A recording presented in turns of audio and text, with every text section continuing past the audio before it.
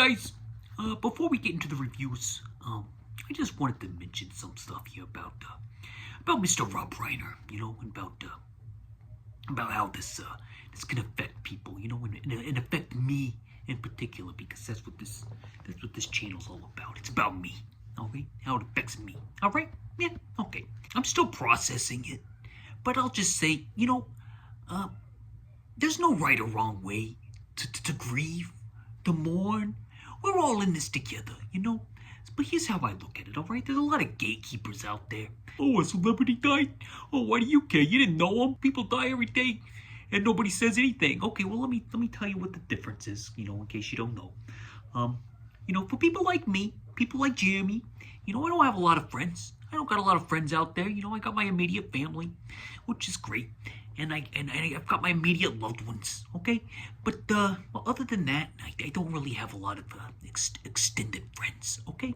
So my friends, to me, I think some people call this like a parasocial thing, but I wouldn't say it like I think that they're my actual friends. But here's how I look at it. I look at it like I communicate and I connect with other humans through art. Yeah. So I'm not saying that the artist is untouchable or whatever. Or I know the artist, or none of that. I don't hold him on a pedestal, okay? But I can tell you this, okay? When an artist goes down, I feel it, okay? And I can't explain why. I don't know if it's wrong. I don't know if it's right. But when an artist goes down, I can feel it, okay? And here's what happens. Here's what I think's happening inside here. You can feel it. I can feel a little emptiness or something going on in here. I know they got all the cliches, like you got a void in your heart, you got a hole in your heart, you got a broken heart, all that stuff, because there's a feeling inside. It's right here. There's a feeling right in there, and it's been there since last Sunday, when Mr. Rob Reiner was tragically murdered after attending Conan O'Brien's birthday party. Yeah, my producer's telling me it was actually a Christmas party. It was an ordeal. I'm not going to get into the specifics of it because there really aren't any specifics to get into, other than the rumor mill and what the internet says. But this isn't a true crime channel. This isn't art. This is a channel that celebrates art and artists. Before I get to the reviews, I'll say this, okay?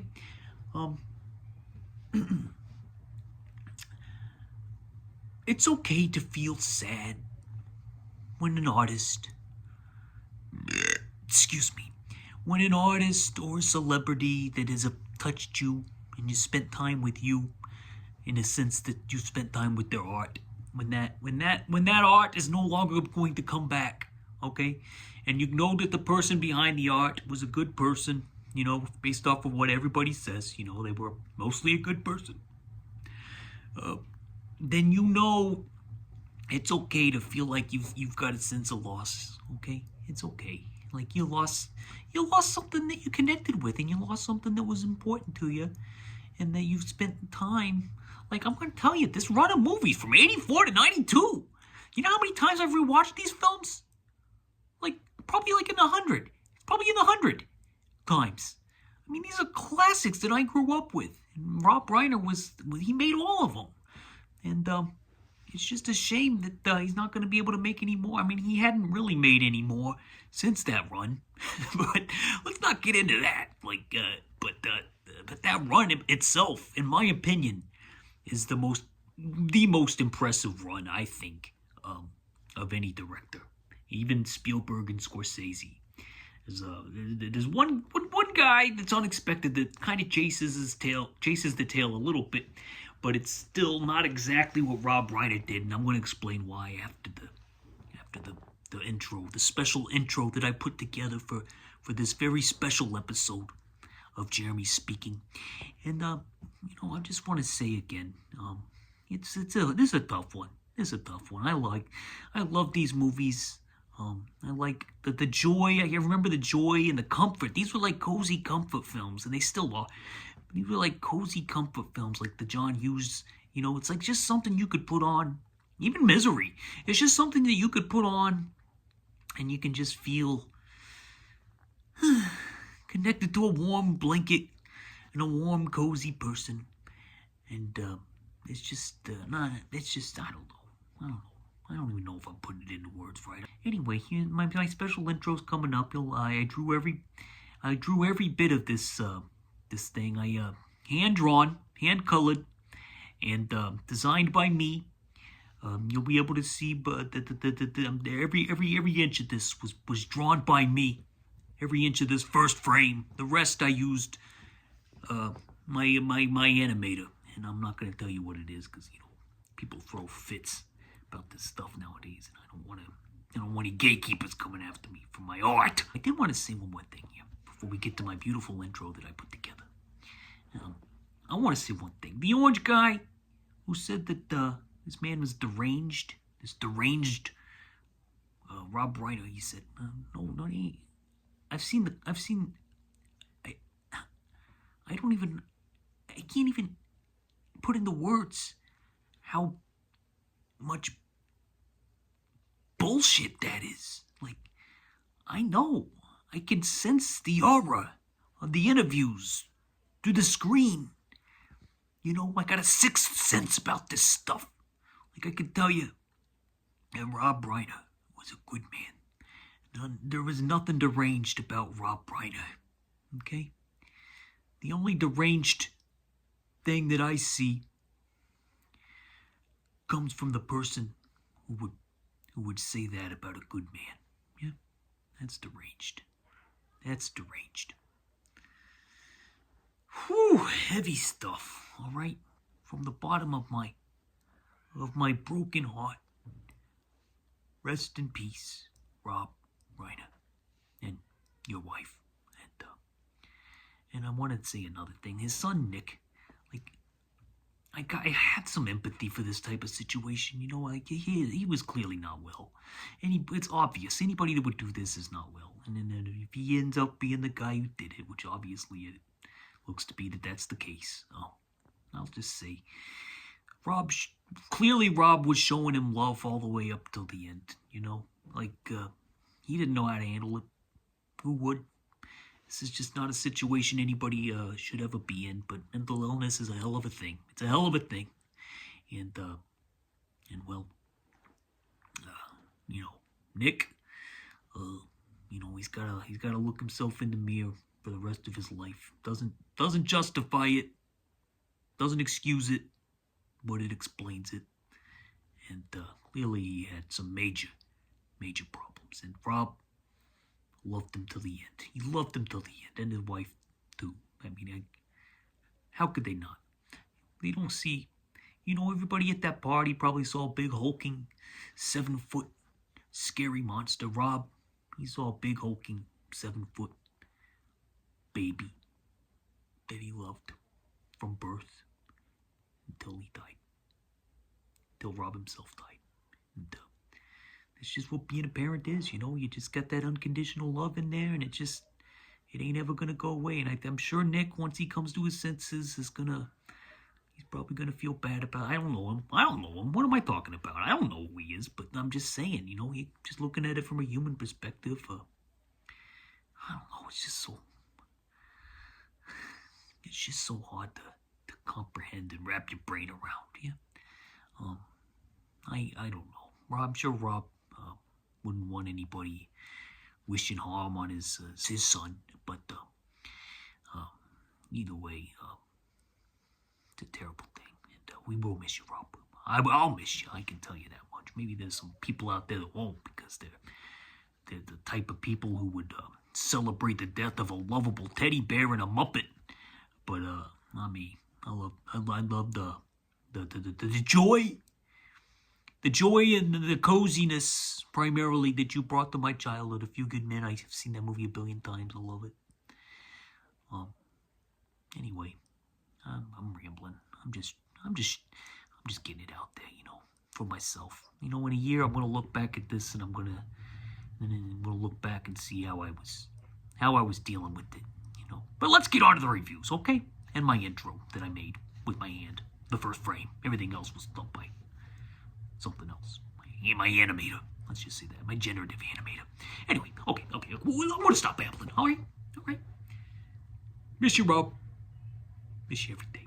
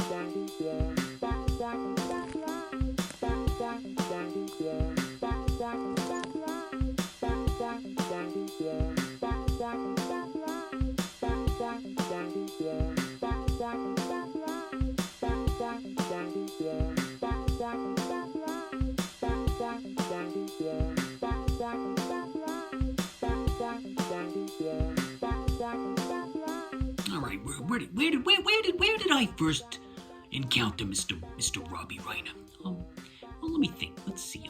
When I was a little boy. I think I'm looking at the big 5. Oh wait, 1, 2, 3, 4, 7. The big 7 there. That's 7 in the span of 8 years, by the way. Those are all of them. That's all of them in different various formats. That's insane. Look at those. Look at those titles. Not a stinker in the whole bunch. Not a stinker in the whole bunch. That is incredible. I'm telling you, that's the best run. That is the best run of any filmmaker. And I'm going to tell you why it's even better than Marty and Spielberg. Now, I'm not saying any of those movies are better than Marty and Spielberg. Who's to say? Who's to say? That's a different conversation. Here's what I'm saying, though. Look at this. We're talking about success. We're talking about critical success. We're talking about audience success. We're talking about box office success. We're talking about filmmaking career success here. And look what we're looking at. It started with this is Spinal Tap. Okay? That's like the first big mockumentary rock and roll parody. It's not the first, but it's probably the first big one. You remember the Ruddles? Remember those guys? Oh my God, that's hilarious. Have you ever seen the Ruddles? Oh, you gotta check that out. Oh, those guys are good. They're good.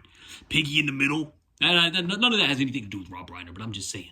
They got there first. But this is Spinal Tap, popularized. Now, here's the thing, though. This is Spinal Tap wasn't like a huge box office hit, but it was a big video rental hit, and eventually it caught on quick as like a classic, a cult classic. But I'd say it's an all-time classic now with the rock bands of the era. Who saw themselves, like every single rock band who saw this movie saw themselves in the movie, and they're like, wait, did they get that from us? We couldn't find the stage that one time in Des Moines. Did they get that from us? But no, they just knew all the right notes to play on that one. The Christopher Guest style comedy, which he took that style. Christopher Guest took that style and he took it to the next level with his career. So. This is Spinal Tap. I mean, that's right out of the gate, guys. That's right out of the gate. That's not even including All in the Family that Rob Reiner, also known as Meathead, starred in the 1970s. That was the biggest show on television, by the way. Except maybe for what, Happy Days? I don't know, but it was huge. Huge! And I watched the pilot last night. I actually didn't watch All in the Family when I was growing up because I'm too young. But I do vaguely, very vaguely remember seeing like a rerun maybe on like a Nick at Night or something with the grandparents around. And I thought, why is that guy so mean? Why is that guy in the white shirt so mean? That's Archie Bunker. But All in the Family, imagine that being done today. You wouldn't do it. You wouldn't do it. This is back when sitcoms had teeth.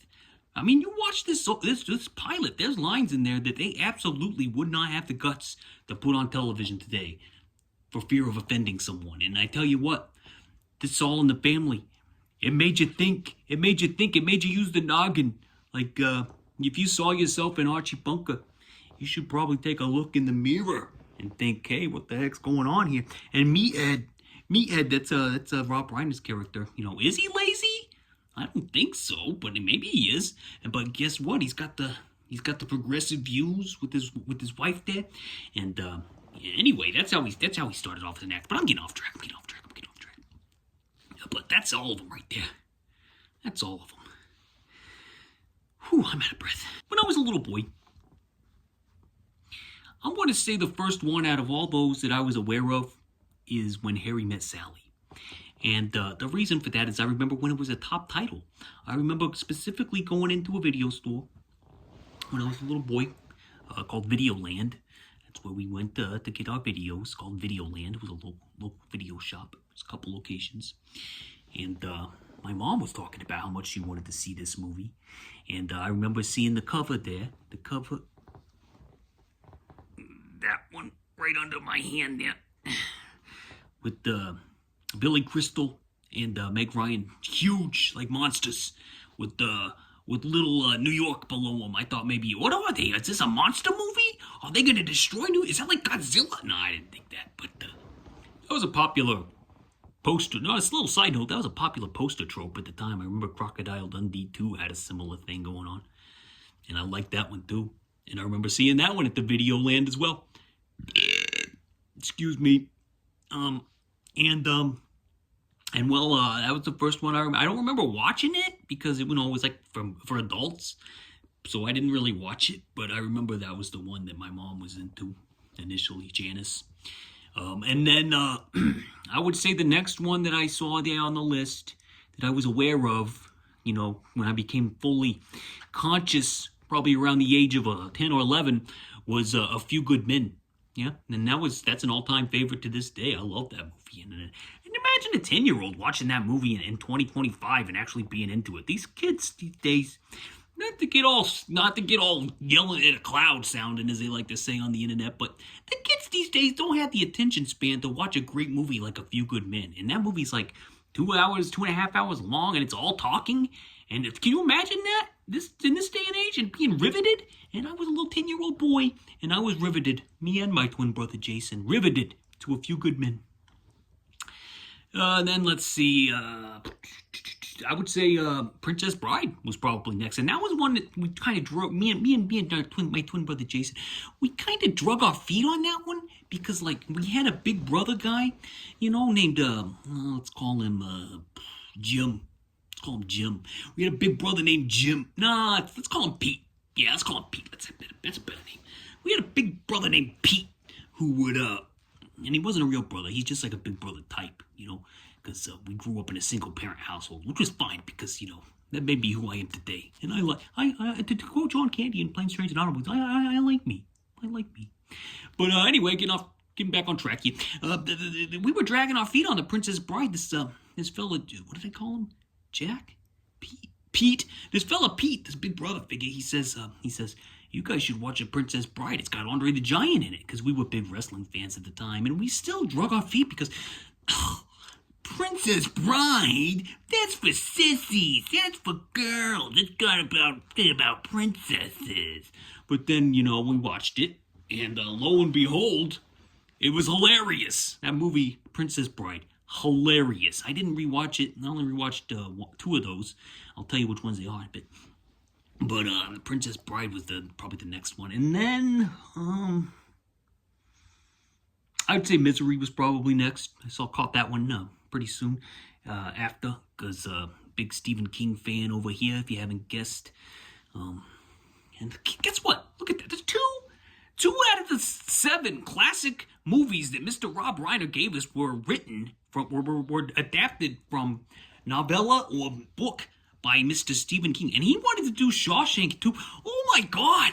Could you imagine if he had done Shawshank in 1994 instead of North? Holy shit! We'd be talking about the greatest director of all time if he made it even half as good as Frank Darabont did. He said, if Darabont doesn't want to do it, I'm going to do it. And Castle Rock still did. Shawshank, by the way, I'm pretty sure I'm remembering that correctly. Shawshank, Castle Rock. By the way, Castle Rock, greatest opening logo and closing logo, if you're watching Seinfeld, greatest opening movie production logo of all time. Of all time. It's got that lighthouse. It's got that beautiful, body of water in front of it. It's got the sunset. It's got that doo-doo-doo. I can't do the music, but it's got that tinkle music. Oh my God, it fills me with warm fuzzies. It's so nostalgic, that Castle Rock logo, because I just associate it with so many great fuzzy, warm memories. And I associate it with Rob Reiner always. So, God, it doesn't. Words don't put justice to how big of a role this man played in my movie upbringing, And, God, still in there. Oh, I can feel it. Oh, that pain. But we're not going to get into that anymore. We did all that in the opening. Let's see what I say. Misery. And then it was probably Stand By Me. And then it was probably This Is Spinal Tap. I was late to the game on This Is Spinal Tap. I don't think I saw that until the late 90s. But man, oh man, let me tell you something about This Is Spinal Tap. Okay? So, the Stonehenge scene. The first time I saw that, I remember me and my twin brother Jason. I remember we were watching that, and then when that little tiny Stonehenge came down on the stage, I mean, I almost lost control of my bodily functions. I was laughing so hard. And then when the little guys come out and start dancing around it, and then the follow-up scene, holy crap. That is, if I had to say like the top 2 or 3 times I've ever laughed watching a movie, the Stonehenge sequence, when you don't know anything about it, when you like know nothing about that sequence and it comes up, and I knew nothing about it, and it came up, and I thought it was the funniest scene of all time. The only thing I could think of that I thought was funnier, there's 2 other ones. It's Tootsie, you know, when Dorothy Michaels finally reveals that she's Edward Kimberly. I'm Edward Kimberly, or whatever it was. That one's another one. I lost control of my bodily functions. I had to go to the bathroom afterwards, you know, clean up. And the other one was in The Big Lebowski, the Jackie Treehorn there's another one in Burn After Reading that's hilarious too. Anyway, we get off track. Those have got to be up there. Those have got to be up there as the funniest moments in movies that I've ever watched. Stonehenge is definitely in the top 3. So yeah, this is fun. And the last one that I saw out of all those, and I've only seen it twice now, is The Sure Thing, which I kind of just lumped in as like, if I had to pick a weakest link out of that classic bunch there, it would be the Sure Thing. But this last time watching it, I changed my mind, because here's what impresses me the most about Robbie Reiner and his output here. And this is why I think this output here as a whole is more impressive than Spielberg and Scorsese. And I'll tell you, it's like those 2 fellas there, like Scorsese, okay? In the 70s, he had Mean Streets. He had Alice Doesn't Live Here Anymore. He had Taxi Driver. I mean, we're off and running. I mean, those are all-time classics. Absolutely. He had, then he goes to New York, which I've never seen, but it was a flop. I mean, it was not highly critically acclaimed, and it flopped at the bottom. That's 4 movies in, guys. That's not good. He did The Last Waltz too, but that's a documentary, so we're not going to count that one. But come on, 4 movies in, and he's already got a stinker in there.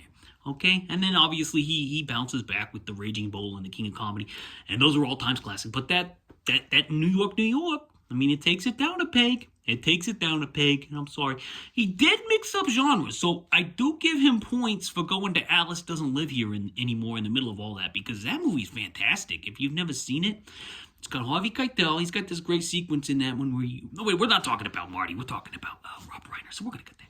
Oh, bust your jaw. Oh, bust your jaw, he says. That's Harvey. That's my Harvey.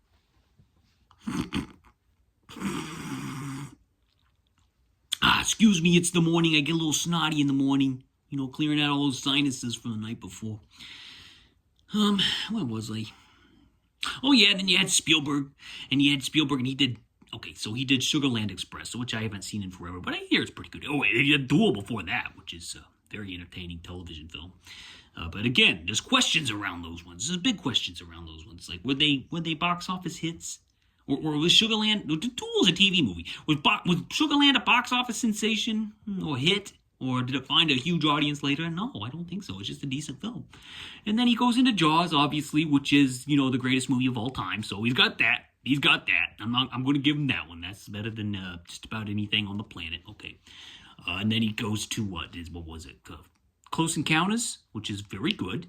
Another classic of sorts. Not my favorite, but it is good. And then 1941? Are you shitting me? That's a flop. Commercial flop, critical flop. So again, 3 or 4 movies in, Spielberg dropped the ball. He dropped the ball. And yeah, he came back with Raiders and E.T. Okay, so he did come back strong. But then he went into that Twilight Zone. He had a big tragedy in there with those two little kids. That was John Landis' fault, though. We're not going to get into that. But again, so we're talking Scorsese and Spielberg, and I've already shown you how they dropped the ball already a couple movies in. Look at my man Robbie Reiner over here. Look at this. And not only that, but Spielberg dealt with like whimsical. He did different genres, okay? I'll give him that, but they're not like completely, entirely different. There's still something fantastical about, like a giant shark movie, and and a road movie in Sugarland, and it goes to aliens, and then it goes to a 1941 comedy type. So he does different genres, but the problem is he doesn't do them all well, especially the comedy. Like, he fumbles it big time. Like, I've never finished that movie. Like, I can't get into 1941. I know it's got some fans, but I think they're just more fans of the time period than anything else. I don't think they actually, are putting it on to feel warm and fuzzy, or, it's artistic merit. So if they are, that's fine. But I'm just saying, as a whole, I don't think it's got a lot of people doing that. But I could be wrong, but I doubt it. And, Scorsese, it's the same thing, He worked in different genres. Alice doesn't live here anymore, he says. And King of comedies, kind of comedy, but it's got crime in it. But look at my man. Excuse me. Look at my man over here. Mockumentary. Upper echelon of... And it really gets the ball rolling on the fake documentary style that we see all over the place now in The Office, Parks and Rec, and television programs. And the Christopher Guest movies, obviously. And so he gets the ball rolling on that big time, and that's when the upper echelon. That's probably the best one still. He got The Sure Thing. What was next? That was next. And what is The Sure Thing? Well, it's a teen comedy of the time period. It came on the heels of Porky's and Fast Times at Ridgemont High, and those John Hughes movies. It's right in the middle of all those. And guess what? It's not what you think it is. You got a good looking gal there in a little string bikini on the cover there, getting roasted in the sunlight, getting the rays, and you think, what are we in for? Another raunchy horn dog teen movie? But watch it and you'll see. And not only that, because it's not one of those raunchy teen movies that I just said it was. It's the antithesis. It's the anti. It's the opposite. But it still has those elements in it. But it's got the heart. It's got the heart that you didn't really see in Porky's. But you saw a little in Fast Times, but that was more like the brother-sister relationship as opposed to love and what it means to be in love and to fall in love at that young age. And that's what The Sure Thing is about, and how to be a good person, when you're navigating those waters. Okay, and not only that, but Rob Reiner. He had a producer. This is gonna sound weird, but John Cusack, who he basically discovered for this movie and put him in the lead role. He had a producer adopted John Cusack after he emancipated from his parents, just so he could get him into this movie. It's the weirdest story I've ever heard. But that's how Johnny Cusack's main event A-lister career started in The Sure Thing. And then you got Daphne Zuniga, she's a great gal. And man, and the soundtrack on this thing, that's the reason you can't find it very easily on streaming services or even on disc. You can I think you can get a disc for $30-$40 nowadays. I mean, it's a hard movie to get to. I may have heard on the Rewatchables podcast that it could be available on YouTube. You can probably find it if you search for it. But it's just by the way, I think I got it pinned down to which song it was.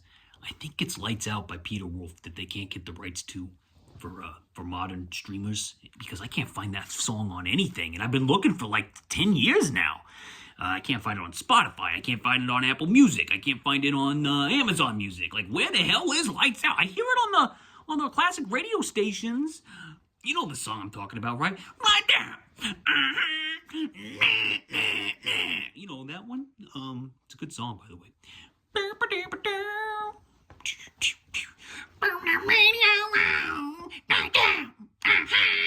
You know that one?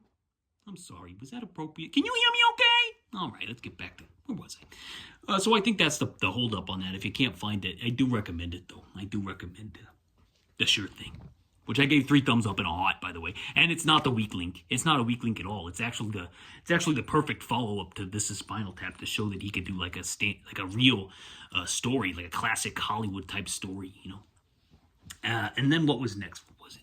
I think Stand By Me was next. Ooh, batten down the hatches, folks. You got River Phoenix, okay? You got the young River Phoenix with his buzz cut type of deal in the 1950s. The nostalgia is off the charts again with the soundtrack. This one you could find real easy. It's a classic, Stand By Me, and it's based on a short story by Stephen King called, a novella actually, it's called The Body. The short story's called The Body, and it's about these boys who go searching for a dead body in the woods. You kids want to see a dead body? I don't think that's from the movie. I think that was from The Simpsons, but that's okay. And Kiefer Sutherland's in there. The cast, Rob Reiner has his eye for talent is absolutely extraordinary. I don't know if he gets enough credit for this. Because look at all the people he's got in this. He's got River Phoenix. He's got Feldman. He's got that's a Corey. He's got Jerry O'Connell. A little chubby kid. It's okay. It's what he was, a little chubby kid. And then you got Will Wheaton.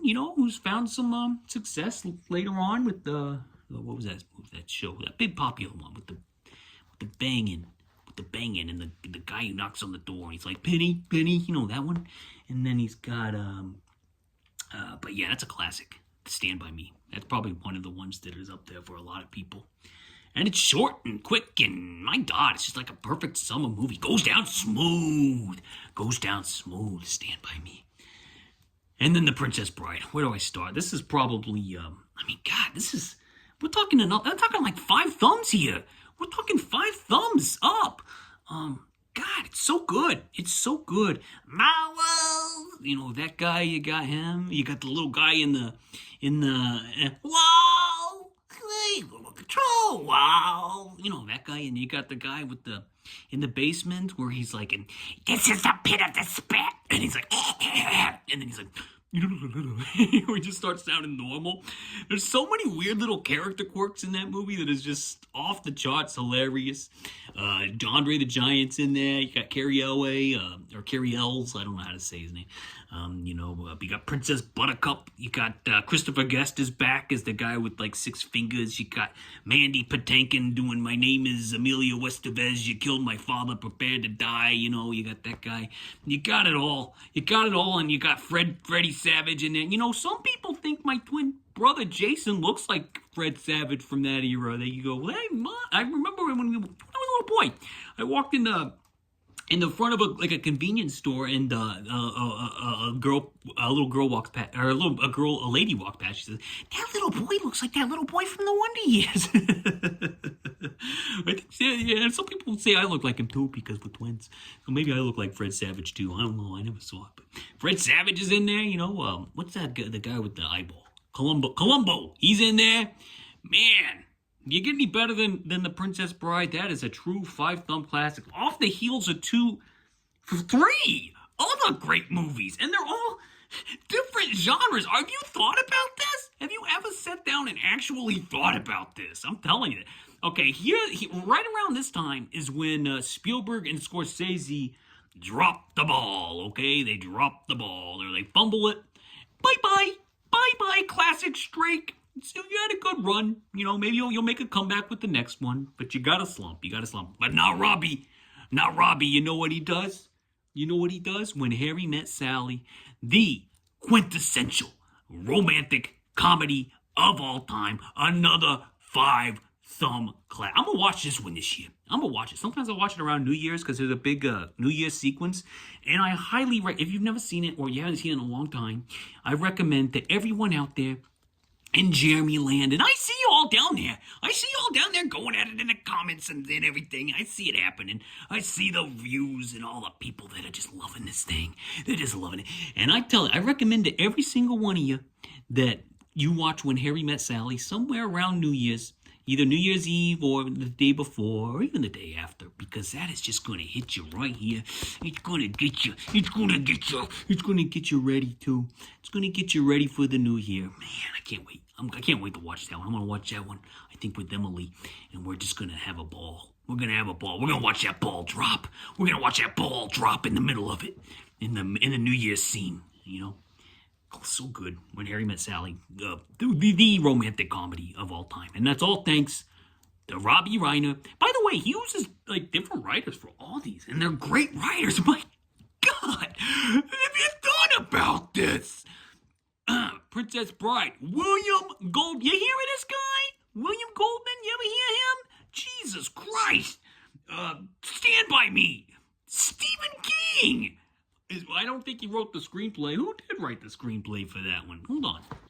I don't know who those guys are, but they're very talented. Let's see. Sure Thing. Another guy I'm sure was very talented. But you know what the thing about the Sure Thing, though? And it wasn't the writer on that one. The cinematographer, Robert Elswit. What? That guy did There Will Be Blood and all those Paul Thomas Anderson movies. Jesus. The talent that this guy could spot. My God. And this is Spinal Tap had Christopher Guest and Michael McKean and Harry Shearer and Rob Reiner. They all are credited as writers. Rob actually wanted to credit everybody who improvised a line, and I thought that was fantastic. He's such a good guy. He was such a good guy with a big heart. He wanted everybody, but of course the Writers Guild was like, nope, can't do that because we're stupid and stingy, and we're up there in the corporations, and you gotta do this, and you gotta do that, and blah, blah, blah. Even back then.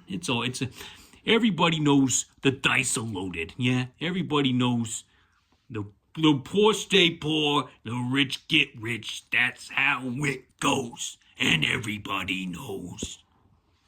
Where was I? What was I doing? I was talking about Rob's writers.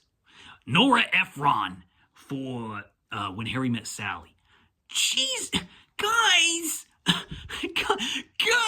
I'm telling you. The guy is just, he knew what to do and how to get it. This is just a textbook on how to create a classic run of Hollywood, crowd-pleasing, warm, fuzzy, different genre, upper echelon, fantasticity. God damn. Rob Reiner, I tell you. And we're not even done yet. Misery.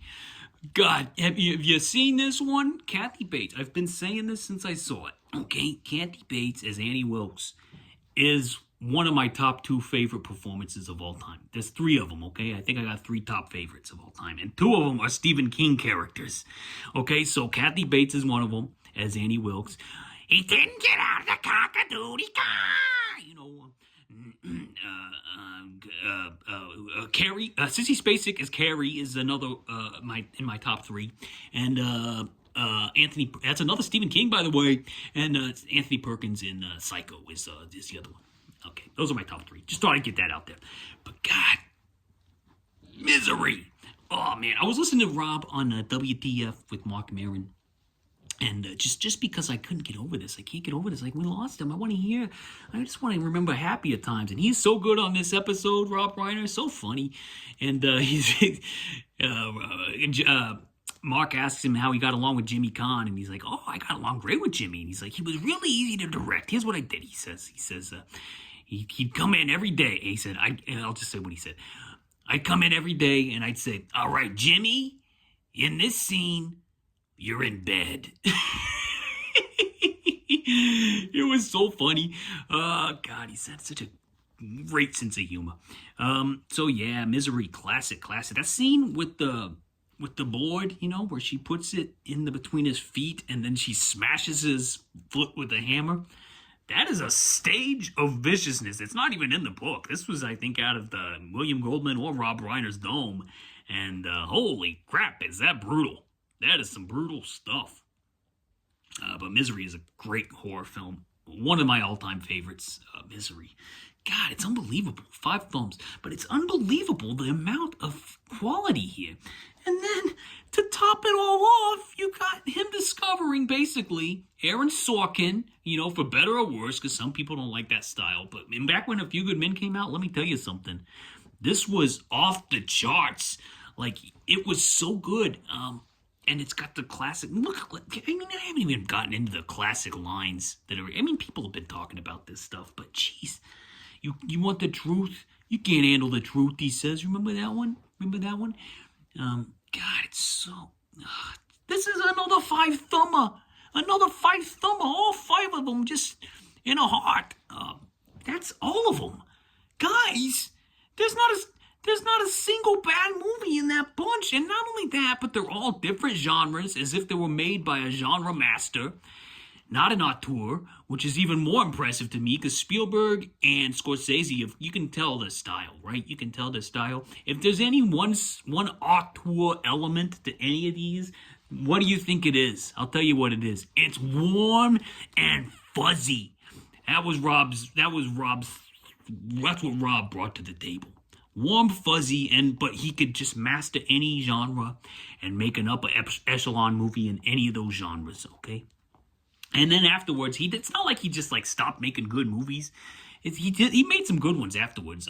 North obviously is his 1941, and his New York.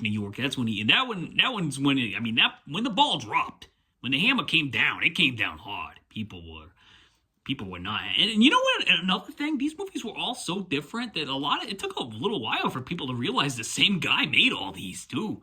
Not me though. I was not the brag or anything, but I was early on in that. I was always tooting that one, always saying, man, Rob's got the best opening act of any filmmaker of all time. Just in terms of variety and crowd pleasing and money makers, and not that that's the only thing, but just I've explained why. I'm not going to go into it again. But he did do American President, which is another Aaron Sorkin, and I think that's got a big following. I haven't seen that one since in the late 90s. What else did he do? Goes to Mississippi is one other one that people have been rediscovering and kind of just touting as being a real good movie. I haven't seen that one. And the one I liked was Flipped, and that came out it wasn't that long. I guess it probably was like 10 or 12, 13 years now. But Flipped is another kind of nostalgic tale. Not perfect, but it was definitely like, hey, Rob still got it. He still got the juice is still flowing.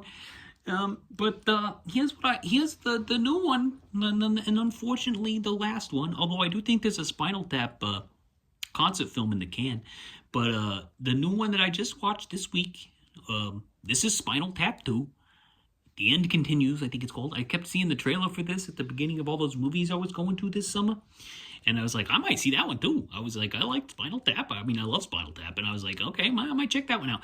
Didn't get around to it, but that's okay. I finally watched it on HBO. It's on HBO Max right now. So is This Is Spinal Tap, by the way. And I liked it. I liked it a lot, actually. It's got some very laugh out loud funny moments. It's a great continuation of This Is Spinal Tap. It almost feels like a Richard Linklater, like a 7-Up series where we revisit these characters later on. So it's got a real fun premise. Makes sense. It's a sequel. It's not just like a legacy cash-in. They're all really trying here. They're all still bringing the juice. The guest stars, even like the guest big celebrity musicians that come in, they all work too. So it's not like it doesn't seem like it's like cheap. Let's just try to milk all this. No, I actually have fun things to do in the movie with the guys.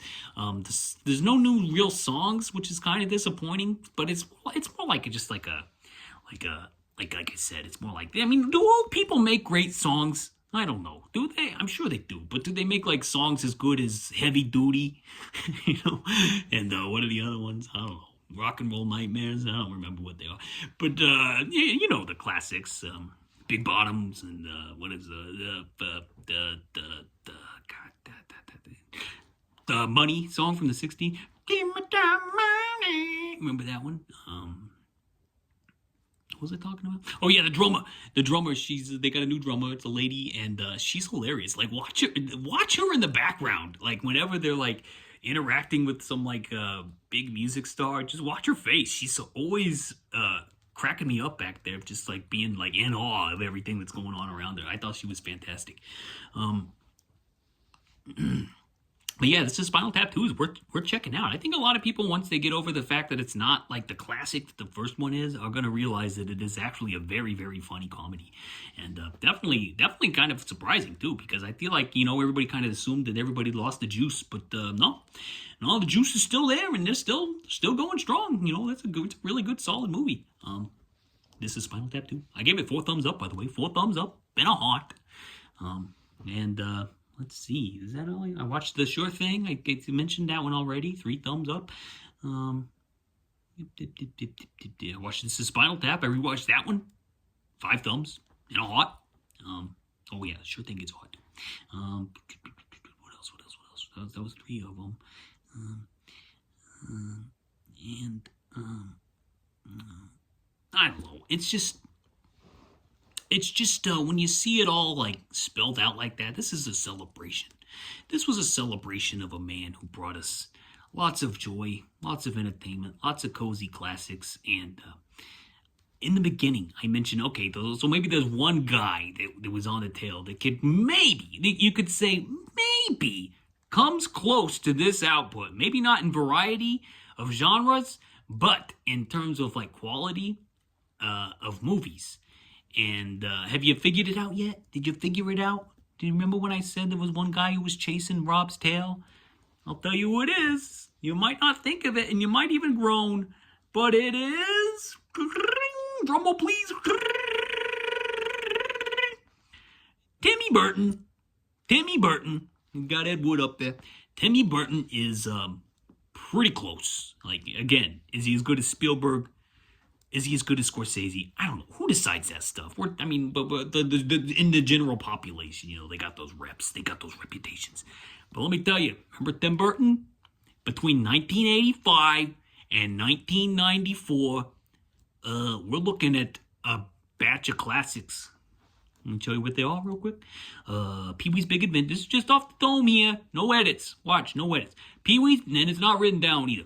This is all here, and I'm bragging. I'm bragging because this is the kind of thing that gives me satisfaction in life. I ain't got much else, so give this one to me. Let me have this. If it rubs you the wrong way, I'll rub you the wrong way. You don't want a piece of it. Where was I? All right, Pee-wee's Big Adventure. Beetlejuice, that's 2. Batman, that's 3. Edward Scissorhands, that's 4 movies right there. No flops yet. Batman Returns. Yeah, Batman Returns. Christmas movie, by the way. Bonkers movie, by the way. Love it. And Ed Wood, one of my all-time favorites in my top 5. That's 6 movies right there. That's 6. So he almost got him. Timmy Burton almost got him. Then, Mars Attacks. I know it's got fans. I saw it in the theater. I kind of like it. I think it's funny, but it's obviously like a little step down. And then, he did what he did after. Where he's kind of, Greg has the rep that he has now. But that's 6. That's close. Tim Burton and is close on Robbie's tail. So that's it. That's what I got for you. I hope I got everything out there. It's a long one. I don't care. Don't care anymore. These are for me. I'm going to be sitting here next year watching back and thinking what I thought of whatever I posted a year ago. This is all for me. This is all for me. It's not for you. If you like it, though, you can hit like. You can hit subscribe. You can smash it. You can lick it. You can rub it down. Where did I get that from? Is that a song? I swear I wasn't trying to be dirty there. I don't know what came over me. I'm sorry. I apologize for that, especially on this episode. But I think Rob would have liked. That. Miss you, Rob. Miss you every day. Miss you, Rob, wife. You're gonna be missed. You're gonna be missed. Not that you care. Maybe he's up there. Maybe he's up there right now, looking down and he's saying, "Thanks, Jimmy. Thanks, Jimmy." Here's a big old hug from the big old teddy bear. Big old hug from the big old teddy bear. Give the big bear a hug. Rob Reiner. Oh, yeah, I also watched a movie called Curtains. It has nothing to do with Rob Reiner, by the way, but there's one sequence that takes place on an ice skating rink. Spooky stuff. I mean, you can probably find just that one scene on YouTube. Look it up. I don't know if the whole movie's worth watching. It's about like a group of actresses and a director hanging out in a house, and they're kind of all weirdly auditioning for a part. But there's a scene in an ice skating rink that's some spooky, memorable stuff. Watch that one scene, and if you don't want to watch the whole movie, because the whole movie's not that great. But Curtains, 2.5 thumbs up. And I think that was it. All right, Jeremy spoken. Rest in peace, Rob Reiner. Miss you every day. And your wife. Godspeed, peace, and love.